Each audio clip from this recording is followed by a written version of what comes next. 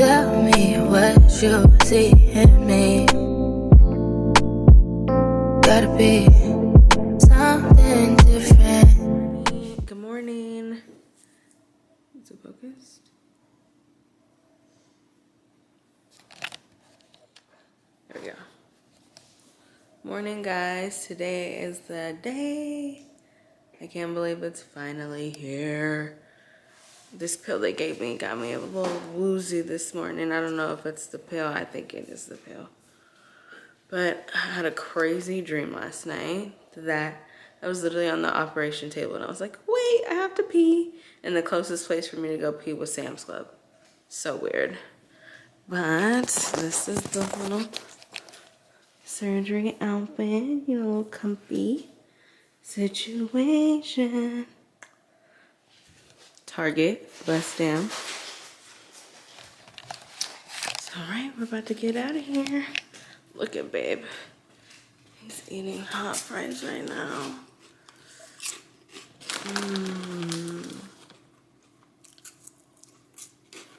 I just want to lick it. And don't mind this, I have this in my nose so my nose ring don't close. Little Lunchables to go. Sandwich ready. What's in here? Oh, some Gatorade and some Red Bulls. Okay, babe, say bye. Morning. We are here at the hospital in the parking lot.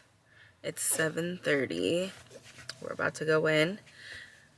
I'm freaking out a little bit. On the way here, I was fine, but now I'm just like, I'm getting like antsy, anxious feeling. So I made it, and I'll see you guys when I'm in my room.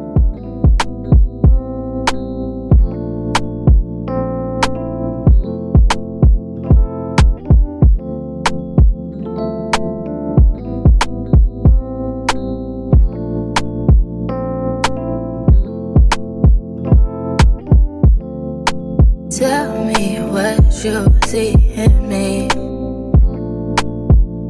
Gotta be something different. You must be made for me. Patience is everything. In and out, in and out, in and out. Arguing, trifling, difficult. Baby, more. I don't know why you love me. You got it bad for me. Hey. What's up, guys? I am in the hospital and everything is going good. The pain level is not significant, but there is a little bit of pain, more like soreness. Feels like I just did like 100 crunches and I look a little crazy. I did 100 crunches and I'm trying to like get up. That's pretty much about it. And I'm drinking these little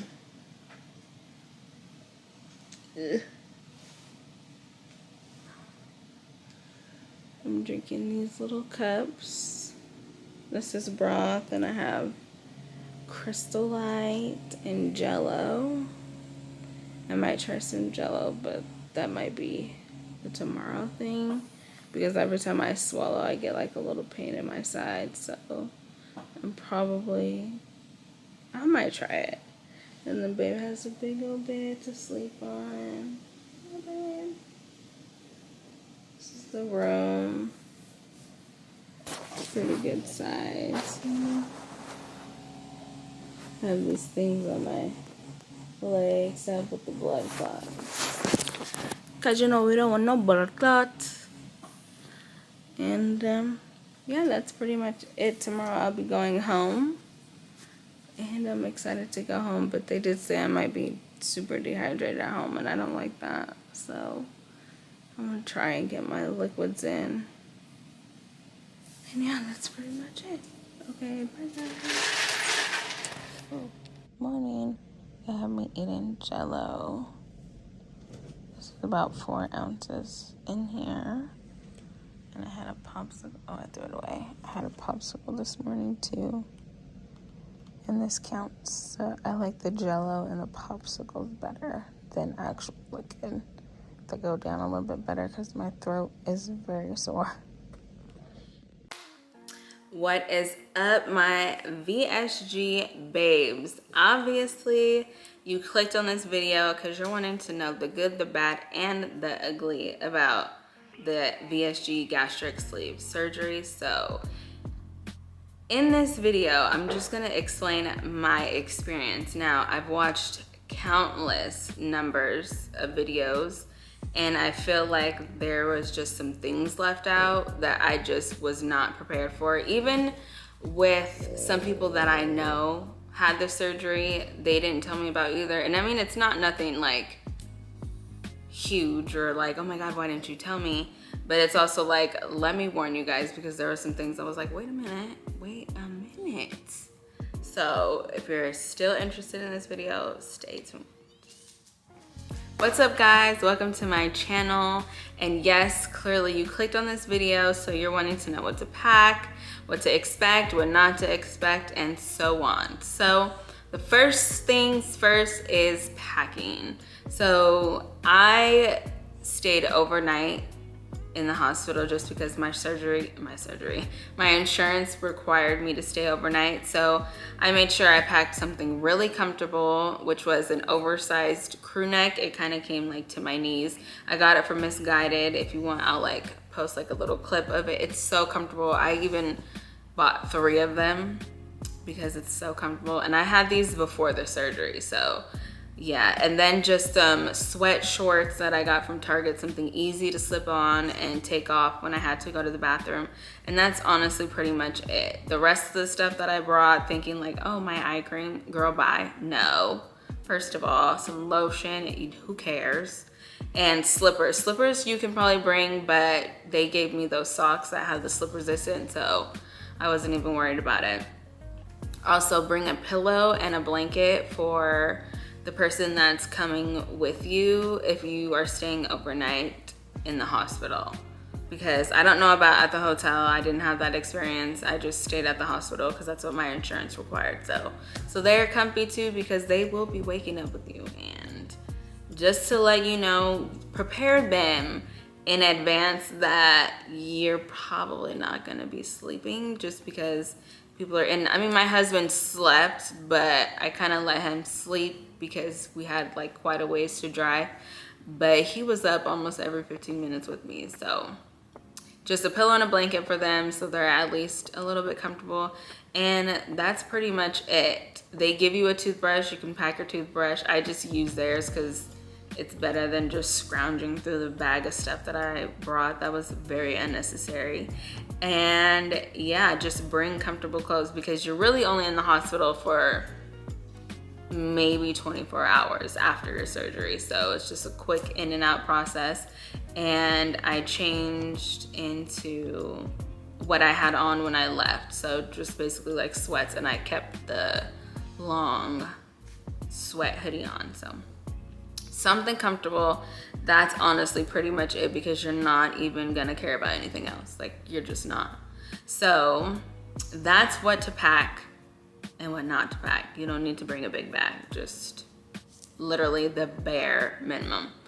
So the day of surgery, I was so nervous, like so nervous, but you have to just remind yourself that people go through this every single day. Like, these doctors do this all the time. Like, and it sucks because you're like, oh, there's always complications. But if you go into it thinking that way, like, I had to snap out of it real quick, because I was like not freaking out, but freaking out. Like, I was like, oh my goodness, I'm gonna die. But everything went well. The doctor was amazing. And when I tell you that they call it the best margarita, and it was, because as soon as they put that in my IV, maybe not even 3 minutes, they're pushing me down the hall and I'm out. Like, I don't even remember what happened in the surgery. I just remember waking up, and this was like the part that was like the absolute worst for me. Was I woke up And I told the doctor, because everyone tells you about the gas, like, oh, I had so much gas pain.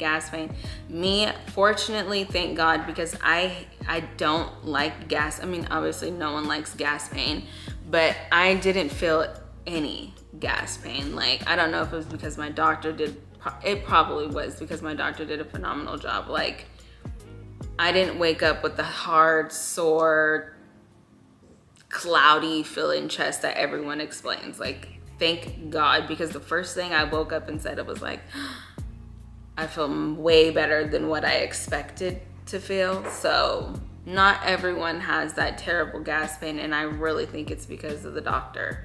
They try to push as much gas out, and I feel like he did a damn good job. So this part, which irritated me to the highest level out of the entire thing, was right when they wake you up out of the anesthesia, you have to walk. Like, I was like, what? I have to walk after my surgery? I just want to lay down and go to sleep. She was like, no, you have to drink these. They have these little cups. They look like the medicine cups that you drink. I had to drink 8 of those and take these pills. They chop them up, like they cut them up with the pill chopper. Mind you, don't leave that pill chopper at the hospital, because I almost left mine, and that is crucial. Like, you're gonna need that for like months on end. Because swallowing a pill whole, oh, no bueno. So they're like, after you can do that, then you can go to sleep, and you have to walk up and down the hallway, like, I think it was like 4 or 5 times. And I was like, I want to go to bed. I kept saying that. I was like, I'm so tired. Like, I was so frustrated. And like, the doctor was like, no, don't close your eyes. Don't close your eyes. No, you can't lay down. I'm like, I was like, oh my God, I'm so tired. Like, it was just more of like irritable, tired. Like, the pain, I can't even remember the pain like that. I just remember I was so fucking tired. But she's like, make you drink it and then you can walk. So we did it. It maybe took me like 45 minutes. And then at the last 2, I was like, all right, I'm just about to hand this and go up and down the hallway quick. I was not playing. Like, I was like, I want my bed. I want to lay down. I want to get up out of here. I want to sleep. So I did it so fast. My husband was like, whoa, like, calm down. I was like, nah, I want to lay down. Like, I'm tired. And he was like, okay.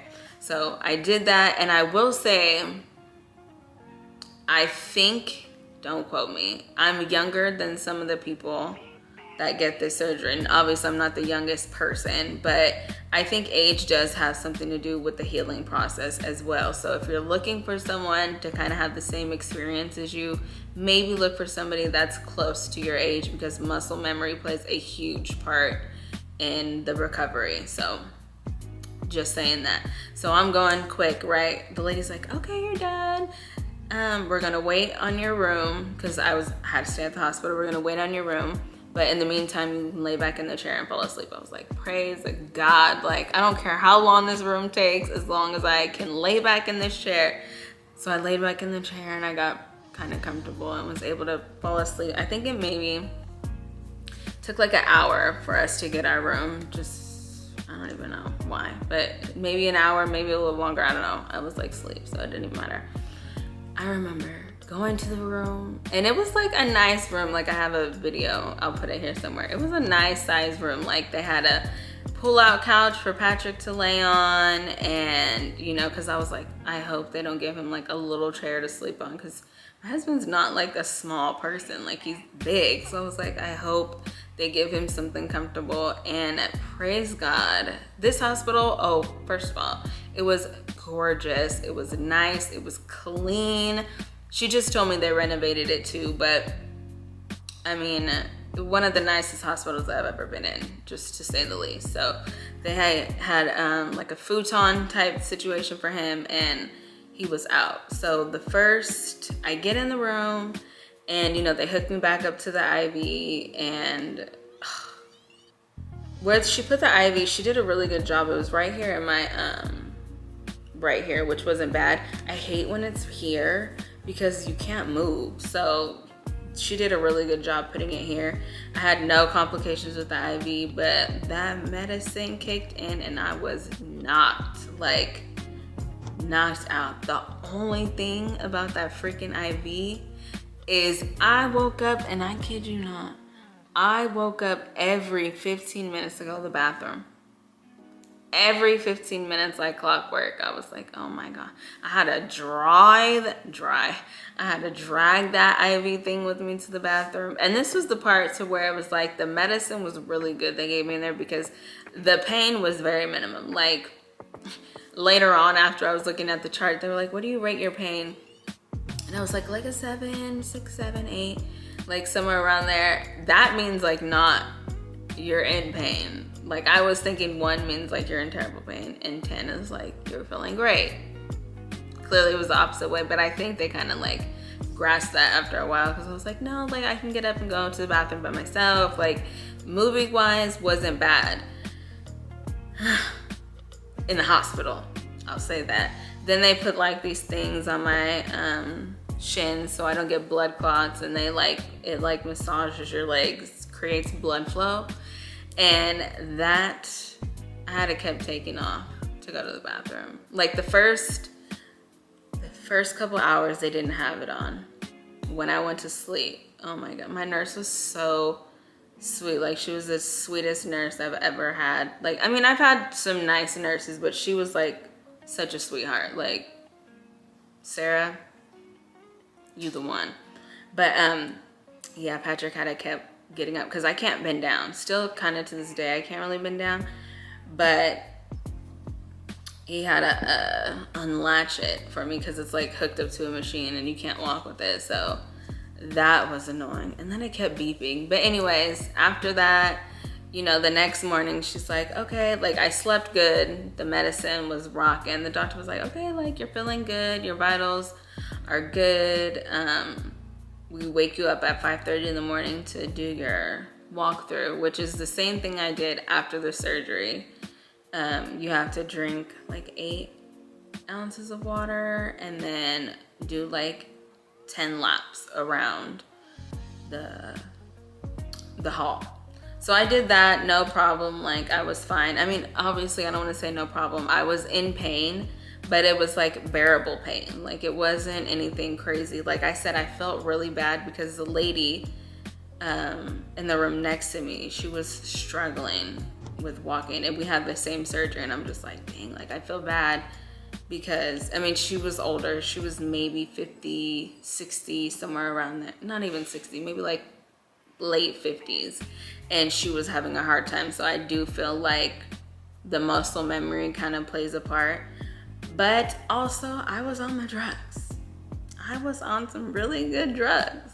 So I was good. Like, I got up and walked and, you know, did my thing. And then after, she was like, okay, like, are you ready to go home? And I was like, yeah, like, I think I'm ready to go. So they discharged me. I have a little TMI story about, I'll save that for another time.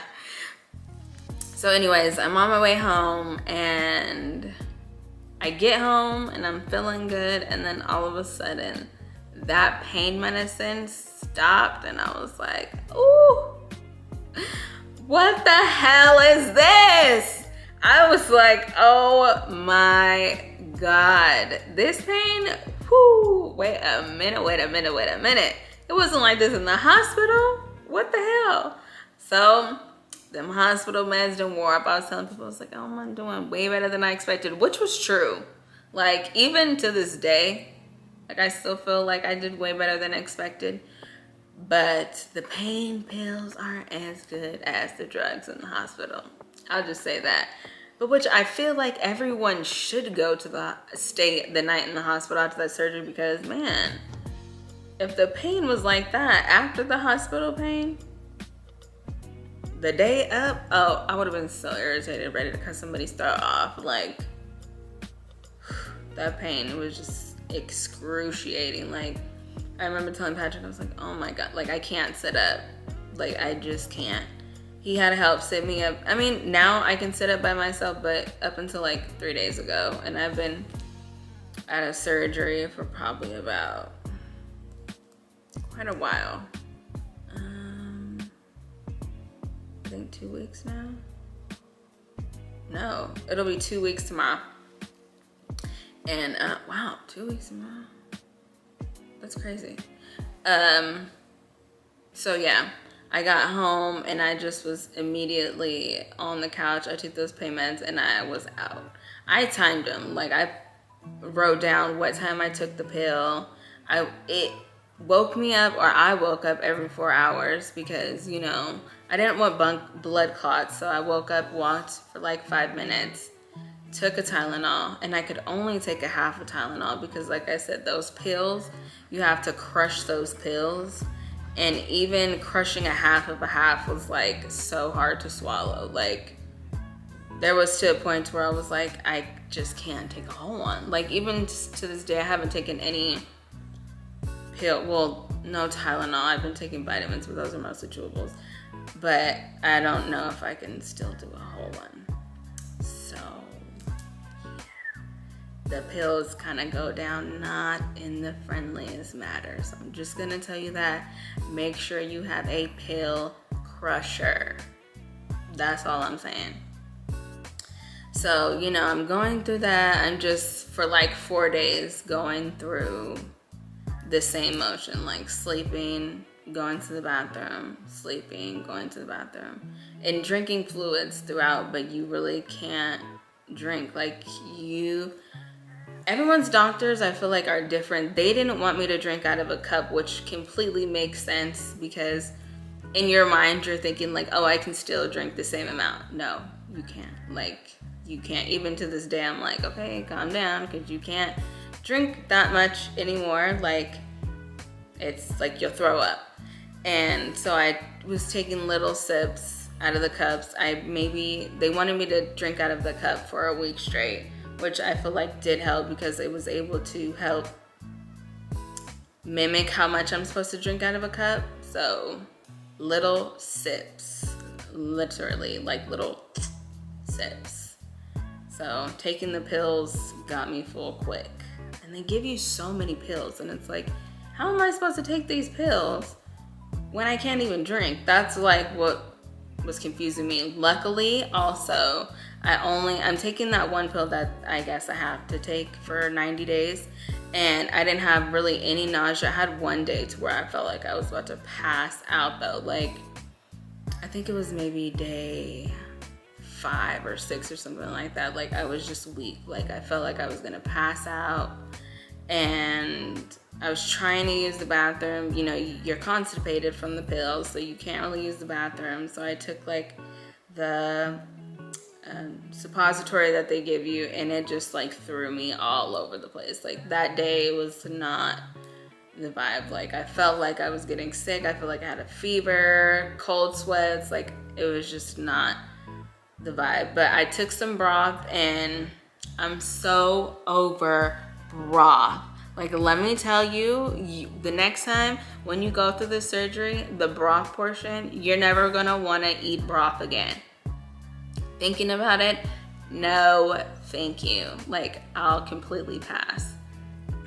Anyways, so, but the broth did help me. It gave me like a little bit of oomph besides the water and the Crystal Light. I really, honestly, I don't really drink juice or soda or anything, so water was like my best friend, but unfortunately I had to drink something to keep me hydrated. So Gatorade kind of helped with that. And you only need one big Gatorade is gonna last you a minute. So the powder drinks, I had one bad one and I was like, I'm cool off of them. So I might try the peach tea one today. I still have yet to try it, but I might try that one. And so yeah, that and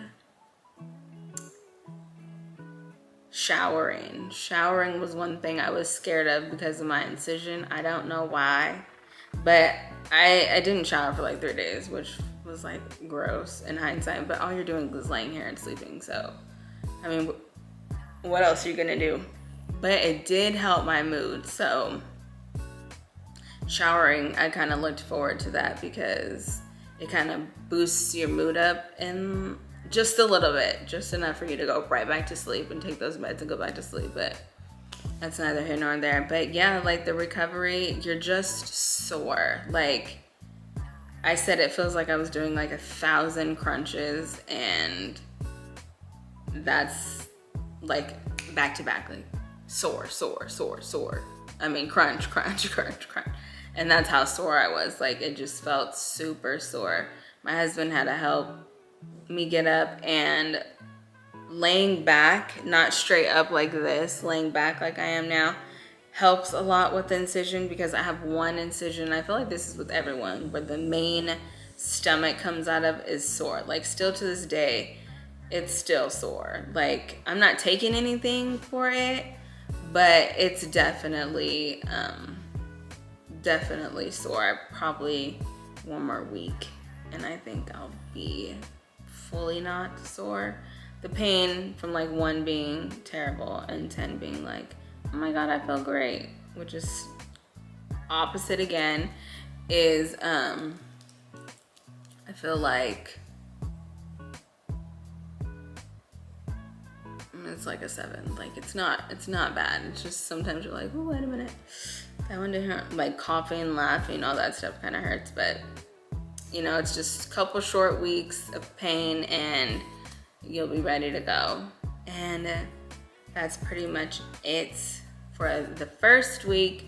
The second week, which was this week, I felt way better. Like I was able to wash my hair. Well, my husband helped me wash my hair, because one thing, the main thing that I didn't really hear or take in any of the videos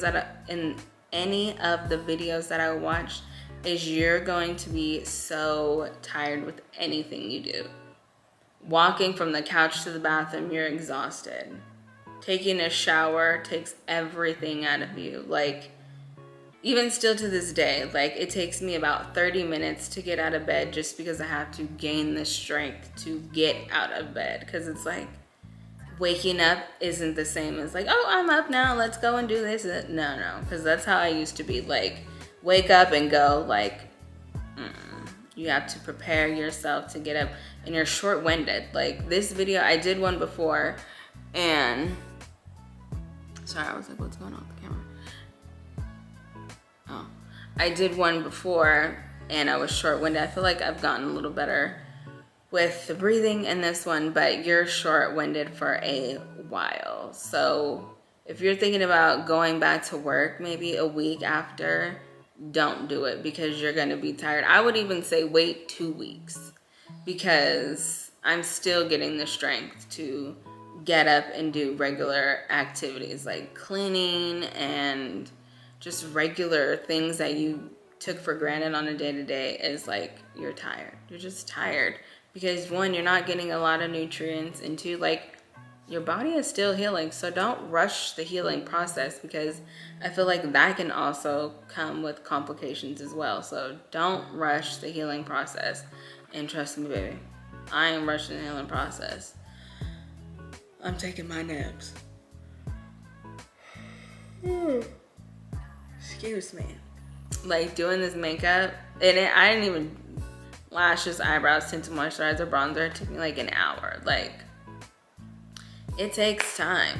Like, you're short-winded, and just be prepared, because I was not prepared for the amount of energy that you do not have. Like, we went grocery shopping the other day, and I wasn't ready to be out and about just yet, because we had to cut it short. I was so tired.